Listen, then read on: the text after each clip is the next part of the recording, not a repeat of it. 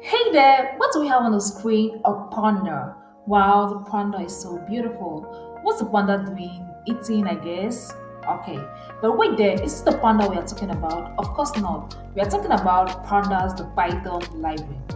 Hello and welcome back to Girl Tech Decoder, your favorite coding channel. So let's continue with our machine learning and data science tutorial. It takes you from zero to mastery. So let's dive in.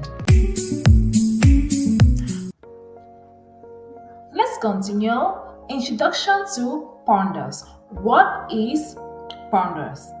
Pandas is a Python library specifically used for data manipulation and analysis. It is fast, powerful, flexible, and easy to use open source data analysis and manipulation tool. Built on top of the Python programming language.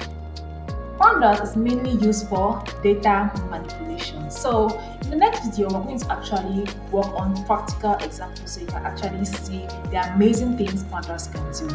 And please don't be frightened. Remember, you have to walk along with me. Don't forget to like and subscribe.